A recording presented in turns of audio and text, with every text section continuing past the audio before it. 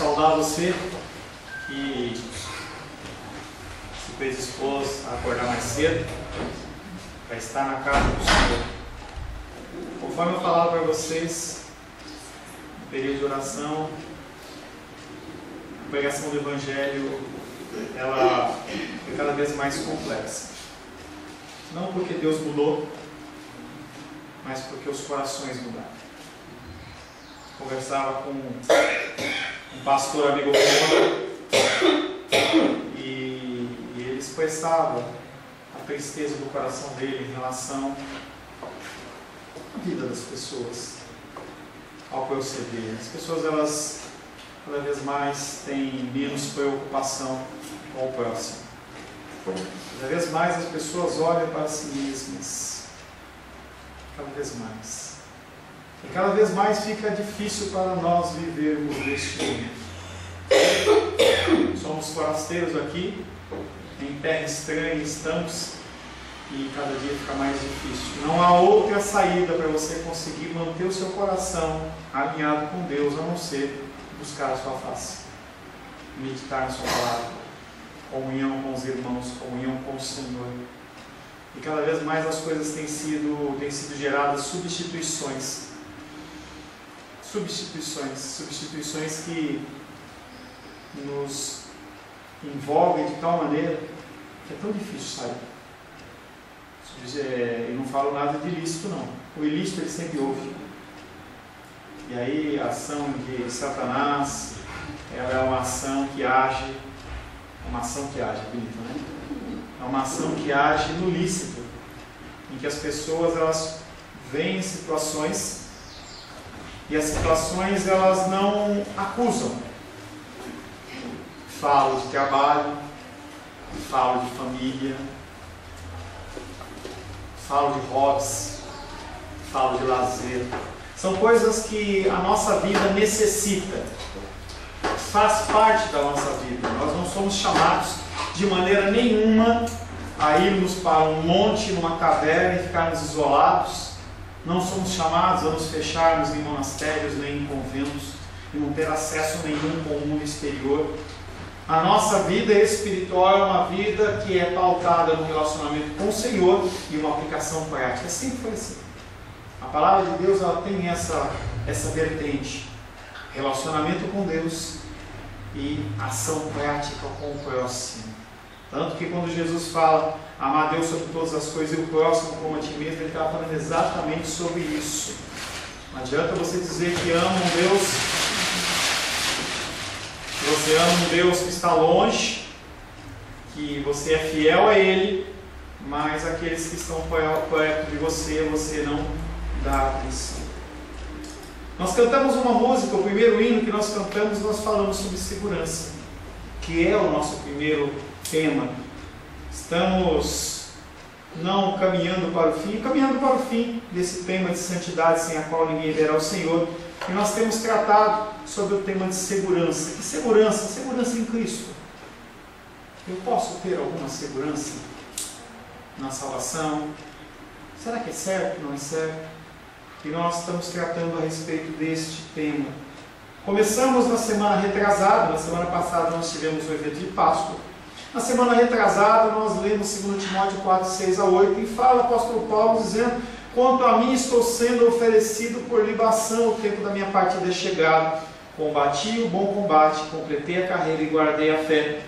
Já agora a coroa da justiça me está guardada, a qual o Senhor reto juízo me dará naquele dia, e não somente a mim, mas também a todos quanto amam a sua vinda. E nós falamos que a primeira coisa que esse versículo fala é que ele olhou para baixo, para a sepultura, sem medo.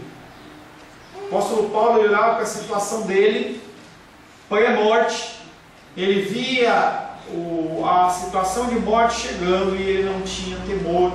Ele falou: já estou pronto para ser oferecido como sacrifício. O tempo da minha partida é chegado, e você não vê as letras tremerem, você não consegue perceber numa voz embargada, mas uma voz firme, sabendo que aquilo é determinado por Deus.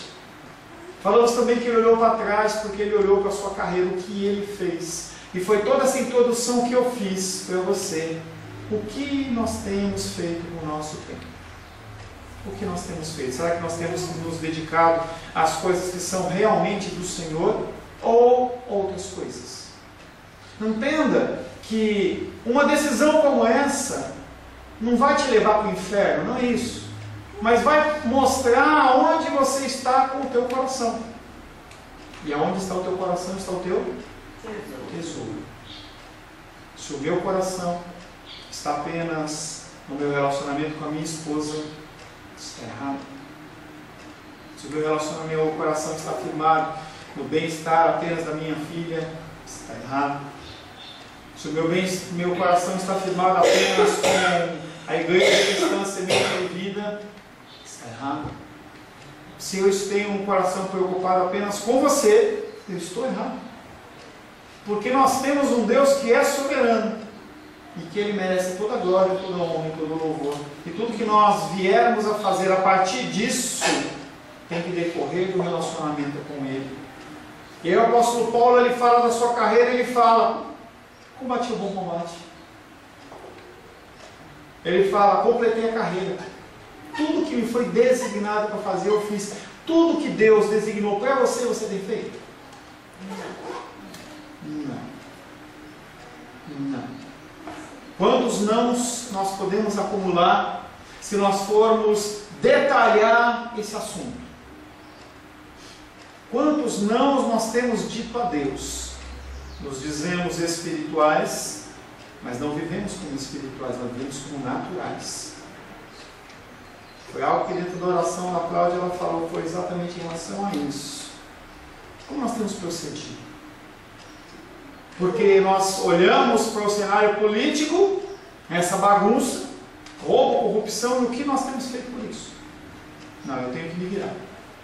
Eu tenho que ver o meu caso. Eu tenho que ver as coisas relativas a mim, a minha família.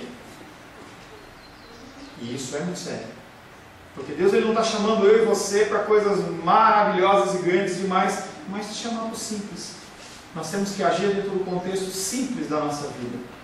Nosso círculo de vida, nosso círculo de amizade, nosso trabalho. Nós temos que administrar isso com muita sabedoria. O apóstolo Paulo fala: combati o bom combate, completei a carreira. Como Jesus Cristo falou: está consumado.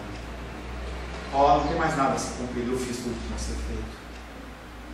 Combati o bom combate, completei a carreira e guardei a fé. Não permiti que nada maculasse a minha fé. Nada, nem o mundo, nada. Eu me mantive fiel. E quando você faz isso, você é rejeitado. Um dos sentimentos humanos mais destrutivos chama-se rejeição. Nós queremos ser amados, não rejeitados.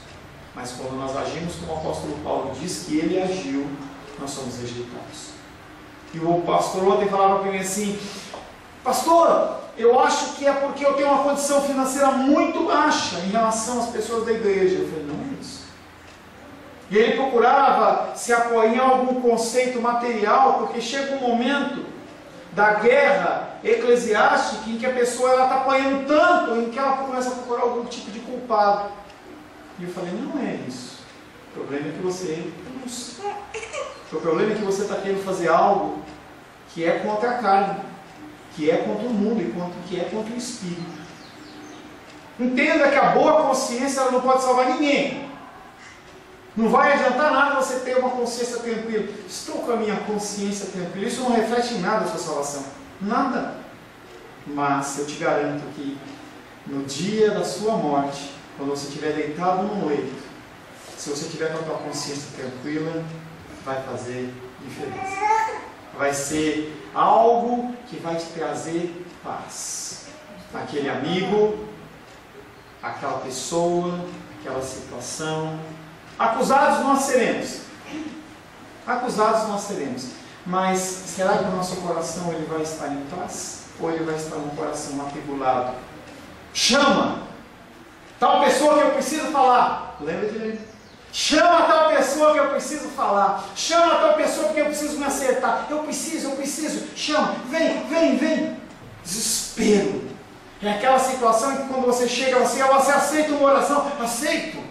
Você aceita uma macumba? Aceito. Eu aceito qualquer coisa para tirar esse peso do meu coração, porque eu contemplo o dia do meu filho. Fale, querido. Não, só foi uma coisinha aí, que foi que era contra a carne, depois que era contra o espírito.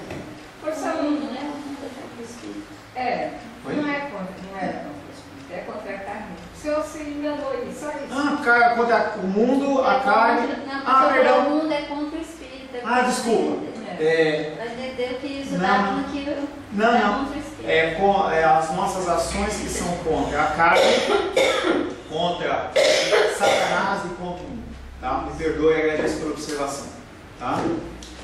E aí ele olhou para trás, ele olhou para baixo, mas ele tem que olhar para onde também? Para frente. Porque se nós ficarmos apenas nesse contexto de para a morte e para trás, a gente fica rodando que nem cachorro atrás do rabo. A gente não olha para frente. Entenda que o Senhor ele nos chama para avançar. Quando Moisés estava lá na frente do Mar Vermelho, aqueles caras do faraó chegando. Por que você está fazendo isso? Avança. Avança. Com Josué não foi diferente, com outros homens de Deus não foi diferente. Ele fala para nós, continua caminhando. Continua avançando. É um conceito que é difícil para o nosso coração lidar. Em que nós estamos vendo que está tudo desmantelado e ele fala, continua caminhando. Continua caminhando. Porque chega um momento em que nós começamos a olhar com os nossos olhos. Aí a gente se perde. A gente tem que continuar olhando com os olhos de Deus. Apóstolo Paulo olhou para diante para o grande dia da prestação de contas e o faz sem qualquer senso de dúvida e incerteza. Que maravilhoso! Quando passa uma polícia, não sei se você já teve essa experiência, esse sentimento, né? Você está num lugar qualquer e uma polícia liga uma sirene ou está assim, parece que a pessoa vai te abordar, né? Lembra, Riane? Qualquer momento, lembra aquela situação? Qualquer hora, passou, é comigo. Essa incerteza em relação à salvação.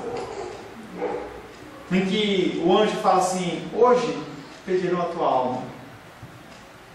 O que vai acontecer? Não, Senhor, estou tranquilo. Pastor Paulo, estou tranquilo. Pode vir a hora que tiver, eu estou pronto. Já agora, a coroa da vida me está guardada, a qual o Senhor, reto juízo, me dará naquele dia. Você entende o que o apóstolo Paulo está falando? A coroa da justiça me está guardada. É como se Deus tivesse pego a coroa feita e guardada. Essa aqui é de Paulo. Ele está falando. E o reto juízo, o Senhor, Ele me dará. Não é se Ele quiser, Ele fala, me dará. E não somente a mim, mas também a todos quantos santos amam a sua vinda. Era como se Ele estivesse dizendo, uma gloriosa recompensa está preparada e reservada para mim. Ou seja, aquela coroa que será conferida exclusivamente a mim e aos justos. No grande dia do juízo final, o Senhor dará essa coroa para mim, como também a todos quantos têm amado como Salvador invisível, ansiando vê-lo face a face. O meu trabalho na terra está terminado, resta-me agora somente aguardar o recebimento dessa coroa e nada mais. Que ousadia! Quase uma soberba, né?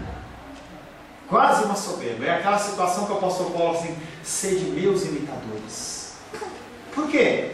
Porque ele sabia que ele combateu o bom combate. Ele sabia que o caminhar dele era um caminhar pautado no relacionamento com Deus. Ele diz isso sem a menor hesitação ou senso de desconfiança. Ele reputava a coroa como algo já garantido, como algo que já lhe pertencia. E aí o versículo de Romanos, não lembro, eu vou ler depois. Quem nos separará do amor de Deus que está em Cristo Jesus? Será Romanos 8? Será a polícia? Será o diabo? Será as lutas e dificuldades?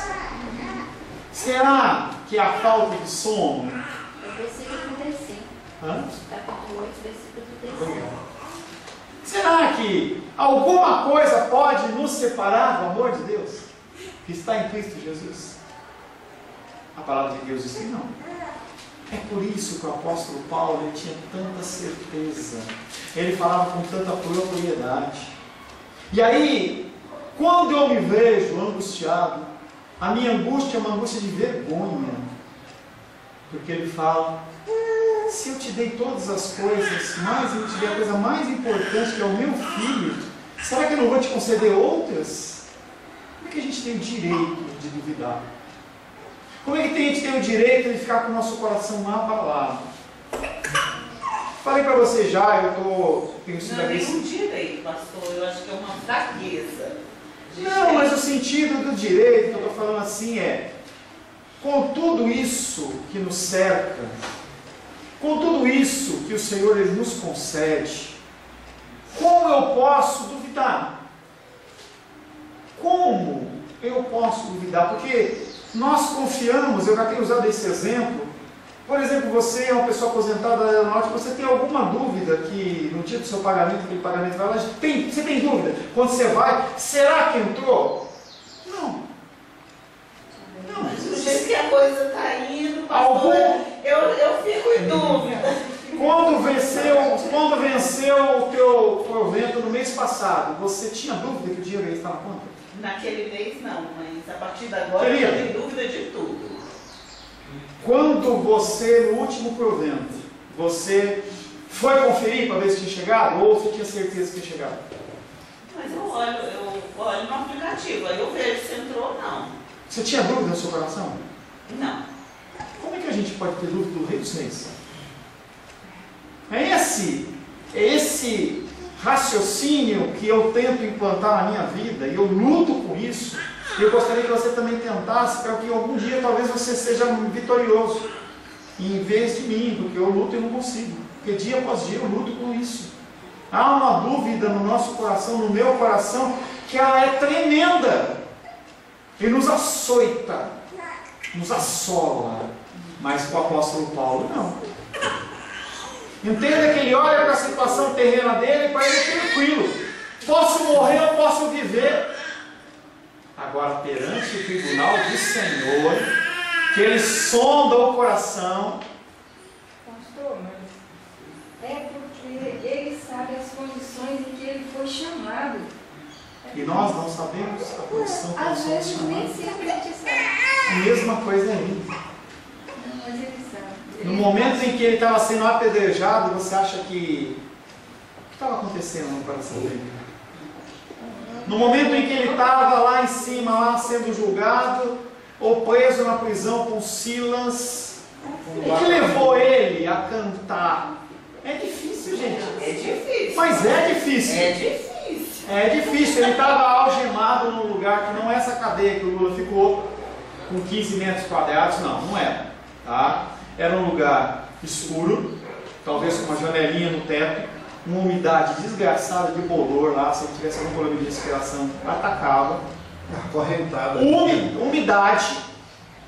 Havia um tronco, mais ou menos dessa altura, que era como eles colocavam numa parte da prisão, em que correntes eram passadas no pé e correntes eram passadas nas mãos. Ele ficava assim. Eu ouvi uma ministração que dizia que essa prisão de Paulo, de tempos em tempos, para dar baixa nos presidiários, eles abriam o esgoto de Roma e jogavam todo o esgoto dentro da prisão para eles morrerem.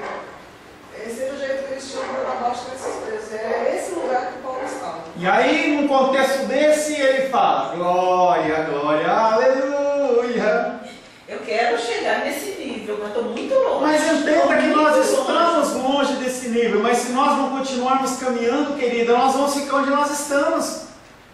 Nós temos que avançar. Não é eu quero, não é eu desejo como eu quero e eu desejo. Nós temos que avançar.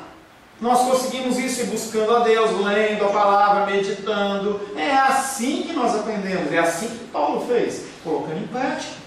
O grande trono branco, a humanidade inteira reunida, os livros abertos, o desvendamento de todos os segredos dos homens, anjos como testemunhas, a temível sentença, a eterna separação entre os salvos e os perdidos, com todas essas coisas, ele estava bem familiarizado, porém nenhuma delas o abalava.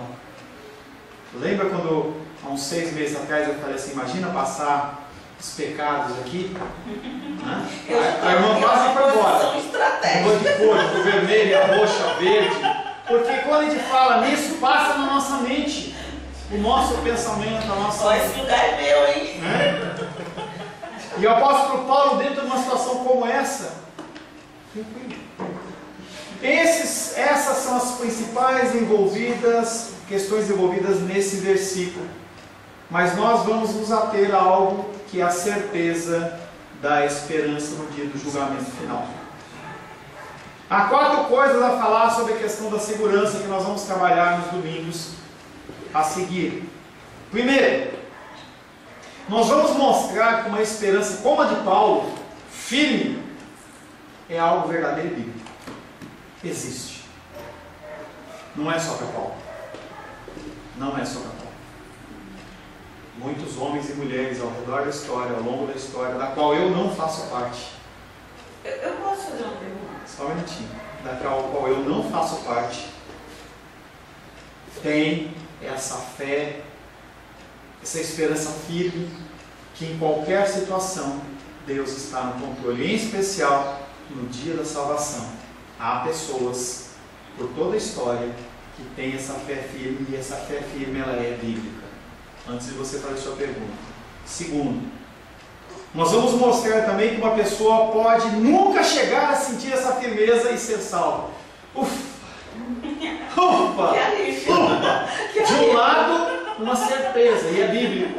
De outro lado, também segurança, porque há homens e mulheres que também tiveram esse tipo de sentimento e foram salvos. Terceiro, nós vamos mostrar que essa certeza, apesar de uns terem e outros não terem, ela é desejável. E nós vamos falar também, nós vamos mostrar algumas das razões pelas quais raramente se obtém uma segura esperança. O que mina a nossa esperança? O que mina essa firmeza no nosso coração? Então, nos domingos a seguir, tá? Devo falar o primeiro hoje, tá? Certeza bíblica que eu sou salvo não é soberba, nem orgulho, é bíblico. Segundo, eu tenho sim o meu coração inseguro, mas eu também posso ser salvo. Não há vínculo, porque Deus ele não demanda da sua fé, ou da sua certeza, ou de que você acha, ou do que você pensa. Ele faz, ele termina. Terceiro, essa firme esperança, ela é algo desejável. Imagina o teu coração como o coração do apóstolo Paulo, em qualquer situação, você com o coração em paz. Amém. Quarto, o que mina, o que impede, o que nos atrapalha em conseguir esta segurança? Fale, Diego. A questão o senhor acabou de falar, vai ser discutido nas próximas aulas. Mas é exatamente por que Deus derrama essa fé tremenda em uns e não em outros. Querida, se eu soubesse essa resposta, eu seria... Eu queria ter a fé de Abraão, eu queria ter a fé de Paulo, mas eu não tenho. Primeiro, eu não sou Deus para responder isso aí. Nenhum homem ou mulher na face da terra que nasceram, de Adão até o último, vai te responder isso aí, porque os pensamentos de Deus são maiores do que os nossos pensamentos. Segundo, o que você tem feito para ter uma fé como essa? Será que você tem feito tudo o possível? Eu sou uma formiguinha, pastor. Não, sem chororô. Tá? Sem chororô. Você fala que quer uma fé de Abraão, mas você está disposta a sacrificar o seu Isaac? Você está disposta a abandonar tudo em ordenança do que Ele tem mandado? Entenda que Deus ele não está pedindo para eu ir lá e colocar minha filha lá no monte lá do Pessu e meter o cajado na cabeça dela e matar. O que Ele pede para mim é: dedica seu tempo. Você tem 24 horas no dia, dedica 1 hora no dia, 24 avos do seu dia em oração, em leitura da palavra, em meditação. Nós temos feito isso. A Helena fez cocô na fralda. Essa infeliz, ela me posta lá no Instagram o cocô da Helena. Fala, misericórdia. Entendeu? A gente pode achar 1 milhão de desculpas. 1 milhão de desculpas. Só que para Deus não pode. Então não adianta eu chegar e falar assim, eu quero uma fé como a de Abraão. Eu não faço. Mas ele me fez uma formiga, como é que eu vou ter uma fé de Abraão, pastor? Entendeu? Foi ele que me fez formiga. E aí, a decisão, a responsabilidade humana é nossa, Edilene. É nossa, é nossa, é nossa. É nossa, entendeu? É nossa. Nós sabemos como proceder e não agimos. Não fazemos porque nós não queremos. Eu confesso, eu gasto muito mais tempo com atividades que não são prioridade, ao invés da palavra de Deus de oração. Pois é. E como é que eu posso querer ter uma fé de Abraão se eu não faço a minha parte? Por que ele vai me conceder uma fé de Abraão se eu não vou fazer nada com ela? É como se você chegasse e falasse assim, eu preciso de R$1 bilhão. Aí você recebe, você vai fazer o que com isso? Eu vou guardar na poupança. Gente, nós temos que agir com os instrumentos que nós temos. Se nós não agirmos com os instrumentos que nós temos, nós não vamos receber uma porção maior e ponto. Sim, mas a águia, na própria lá de Isaías, né? Voarão como águia. Ele fez as águias, mas também fez as formigas. Faça o seu papel. Você tem cumprido o seu papel de formiga? Tem nada. Formiga tem. Tem nada. Eu conheço queria você. ser uma águia. A formiga carrega Conversa. mais do peso dela. Angelina, você está falando comigo que te conheço, tá? Eu queria ser uma águia, voar lá. Antes de você voar, carregue todo o peso que você consegue como formiga. Mas eu carrego, pastor, como formiga. Tá bom. Aliás, eu carrego um peso maior do que a formiga suporta. Tá bom. 10 vezes mais. Amanhã nós temos aconselhamento, a gente vai tratar sobre isso, tá? Importante observar que há uma íntima conexão entre a verdadeira santidade e o senso de segurança. Não adianta você, eu quero, mas você não se busca a santificação na sua vida. Não adianta. E aí é demandar tempo de oração, joelho no chão, falando, Deus me mostra, revela o que eu preciso mudar. E quando Ele mostrar, seja através da leitura, seja através de uma pregação bíblica, o que quer que seja, você luta para mudar. Não, eu tô assim, não dá. Não dá, gente, não dá. Esse cristianismo que a gente leva é ridículo. Eu ia falar medíocre, quase que eu juntei as duas palavras. Medíocre. É nota 5, é para passar. Só isso. Porque se nós demandássemos um relacionamento com Deus, uma dedicação, um relacionamento com Deus um pouco maior, talvez Brasília explodisse no avivamento. É assim que acontece na história. A partir de homens e mulheres formiguinhas que se dedicam à oração. Se a gente for começar a olhar os grandes avivamentos pós-Pentecostes, a gente vai ver o quê? Homens simples que dedicavam 5 horas de oração, 6 horas de oração, em que falavam assim, Deus, eu vou ficar aqui orando até o Senhor falar comigo. E a pessoa tinha família, tinha marido, tinha esposa, nenhum se perdeu, ninguém deixava de trabalhar, era excelente no trabalho, mas o que acontecia? Tinham prioridades.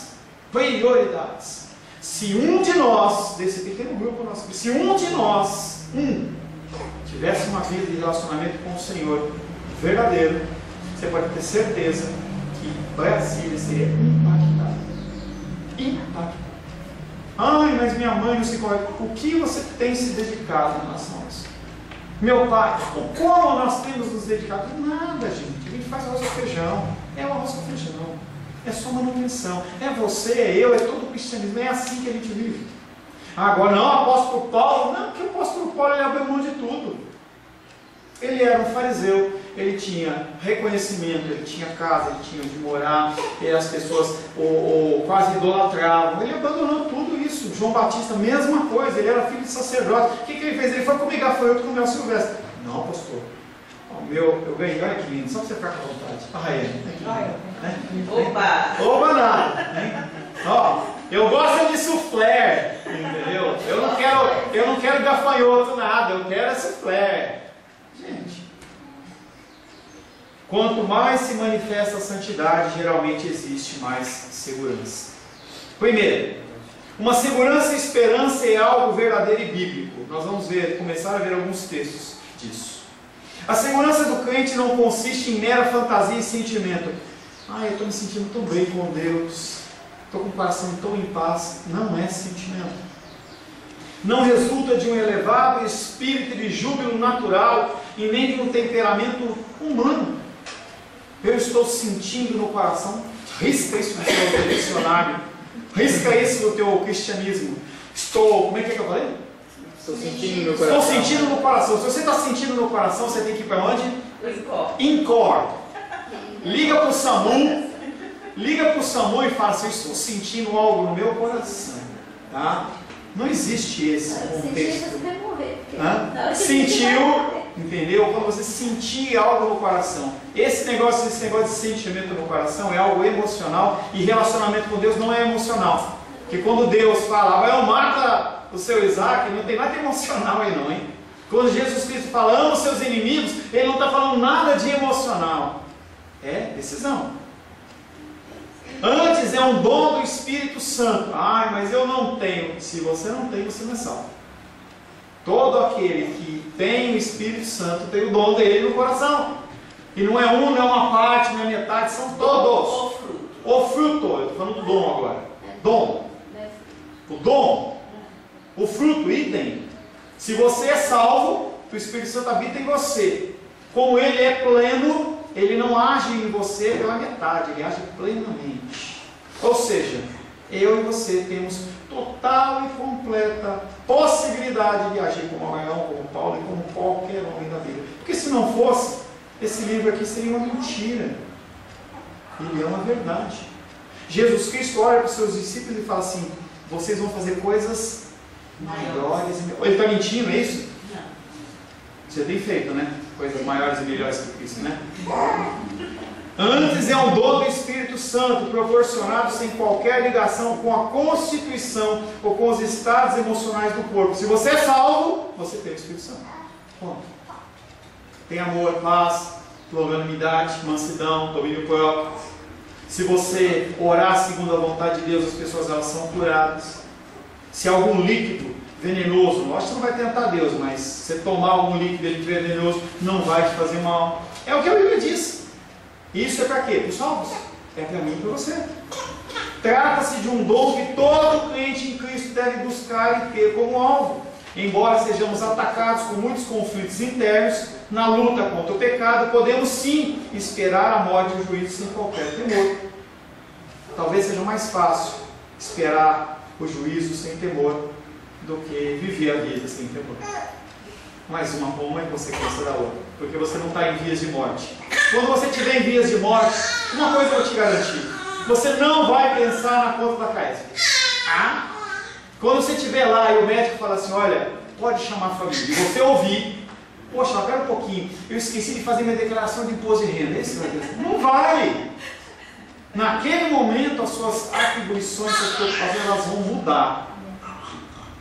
Mas a nossa vida, ela tem que ser uma vida pautada olhando para este alvo. Primeiro versículo, nós vamos ler pelo menos uns 3. Jó 19, 26 e 27. Raiane, por gentileza. Jó 19, versos 26 e 27.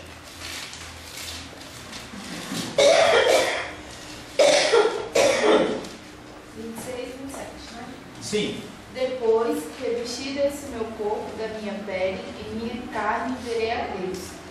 Vê-lo-ei por mim mesmo, os meus olhos verão, e não outros. De saudade me desfalece o coração dentro de mim. O que Jó está falando? Ele está falando que ele vai ver a Deus. Você percebe alguma dúvida no coração de Jó quando ele fala isso? Não. Depois de morrer, ele já tinha perdido os bens, já tinha perdido os filhos e estava cheio de ferida. Tá? Começa a assolação dos amigos de Jó. Ele não tinha murmurado ainda, mas ele fala: depois, revestido este meu corpo da minha pele e em minha carne, verei a Deus. Ele está falando da restauração do físico dele, pós-morte, junto com a parte imaterial, para que ele pudesse estar na presença do Senhor. Vê-lo-ei por mim mesmo, os meus olhos o verão e não outros. De saudade me desfalece o coração dentro de mim. Salmos 23, verso 4. Eu. André, Só de pirraça. Salmos 23, verso 4, André. 23, 4, pastor. Deus diz assim: ainda que eu andasse pelo vale da sombra e da morte, não temeria mal algum, porque tu estás comigo, a tua vara e o teu cajado me consolam. Salmo 23, Davi escreveu, perseguição tremenda de Saul. Não sei aonde ele escreveu isso aí, numa caverna, no frio. E aí ele olha para toda essa situação, entendendo que havia uma palavra de um profeta reconhecido como Samuel, dizendo: você vai ser o rei de Israel. E ele diz: ainda que eu ande pelo vale da sombra da morte, não temerei mal nenhum. Ou seja, eu estou pronto, eu confio, eu sei que o Senhor falou e vai cumprir. Isaías 26, 3, Edilene, por gentileza. Isaías 26, 3. É eu que vou fazer isso. Não, pode ler, eu estou só dando uma introdução. É eu que vou conseguir. É a minha força, é a minha espiritualidade, é o meu jeito. Isaías 26, 3. Tu, Senhor, conservarás em perfeita paz aquele cujo propósito é firme, porque ele confia em ti. Aí você soma o Salmo 23, 4 com Isaías 26, 3, ele diz que ele vai conservar em perfeita paz aquele cujo propósito é firme, aquele que diz, mesmo que eu ande pelo vale da sombra da morte, não temerei mal algum. É firmeza de coração. O Senhor está falando que ele vai trazer paz. Paz. Romanos capítulo 8, verso 38 e 39, Cláudia, aquele versículo lá. Apóstolo Paulo, escrevendo para a igreja de Roma, já estava preso, já tinha clamado por Venero, Nero, né? Não é Nero, o César. Tá? Pois estou certo de que nem a morte, nem a vida, nem os anjos, nem os principados, nem as potestades, nem o presente, nem o porvir, nem a altura, nem a profundidade, nem alguma outra criatura nos poderá separar do amor de Deus que está em Cristo Jesus, nosso Senhor. Resumindo, nada. Na minha versão ele fala, porque eu não estou certo, eu estou bem certo. Eu estou bem certo. O apóstolo Paulo está dizendo, não tem dúvida nenhuma. Eu não tenho dúvida que nem principado, nem potestade, nem anjo, nem autoridade, ninguém pode fazer nada, nem eu. Nada, porque a decisão não parte de mim. E aí é o que eu falo para você. Você vai continuar com essa religiosidade sua medíocre, mediana, nota 5, você vai chegar no céu e você vai ser salvo. Mas é a plenitude de Deus? É o que Deus quer que você faça? Como vai ser contabilizado isso no céu? Não sei, queridos. Mais uma pergunta que a gente não tem como dizer. Mas haverá diferença para aquelas pessoas que se dedicaram e não. Não estou falando em salvação ou não salvação. Estou falando um pós-morte. Não só importa eu estar lá, não é assim. Nós estamos falando de eternidade. Por muito tempo eu orei e falei, Deus, basta apenas eu estar lá na tua casa, lavando o banheiro do céu, está tudo bem. Não é bem assim. Nós estamos falando em eternidade. Qualquer coisa acrescentada é muita coisa. Bom, o povo de Israel estava no deserto. Ai Deus, que fome, que fome. Quando mandaram o maná, e eles comeram maná por 40 anos, qual que era o discurso deles?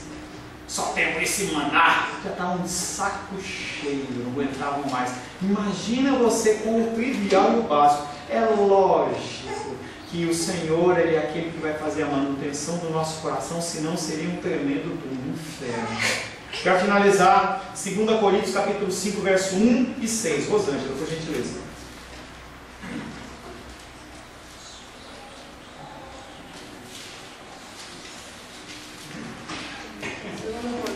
Capítulo 5, versos 1 e 6. Sabemos que, se a nossa casa terrestre deste tabernáculo se desfizer, temos da parte de Deus um edifício, casa não feita por mãos, eterna nos céus.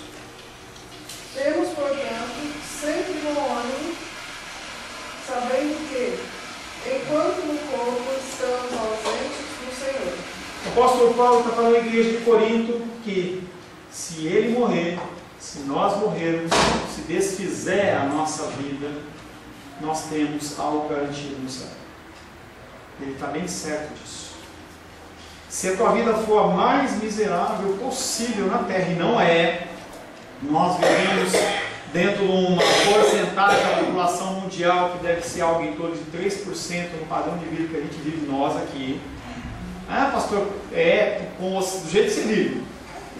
Se nós tivermos uma vida miserável, se nós fizermos parte da 90% da população mundial que passa fome e necessidade, vi uma reportagem essa semana de um cara lá na Venezuela que teve um evento na USP, que os filhos de papai estavam lá estudando e fazendo um seminário sobre a Bolívia, sobre a Venezuela, defendendo o regime e tal. E aí um venezuelano foi lá, pediu com a bandeira no ombro e pediu uma parte. Pode falar.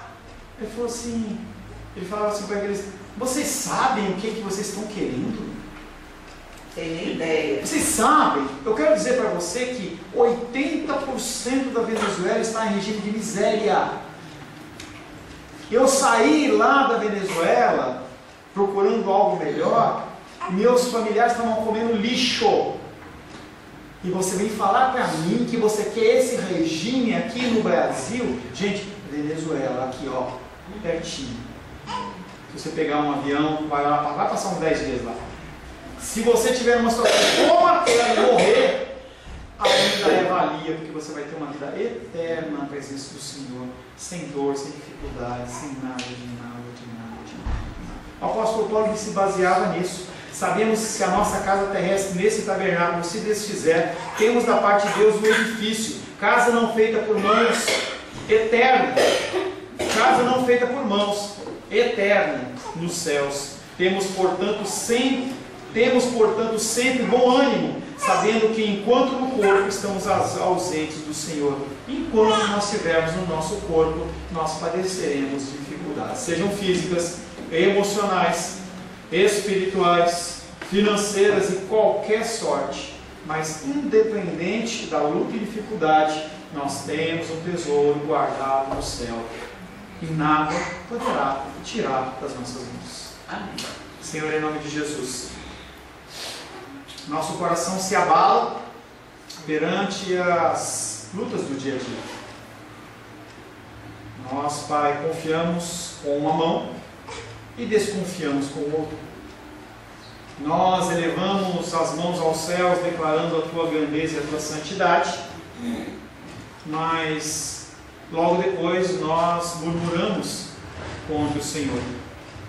Queremos, Pai, colocar nosso coração na Tua presença, pedindo assim que o Senhor gere em nós essa certeza. Que o Senhor, Pai, mostre os elementos, as ferramentas necessárias para que nós possamos cumprir a nossa parte, que nós possamos fazer, Pai querido, o que convém a nós fazermos, porque o que o Senhor tem que fazer, o Senhor com certeza o fará. Pedimos que o Senhor gere em nós esta segurança, em nome de Jesus. Amém.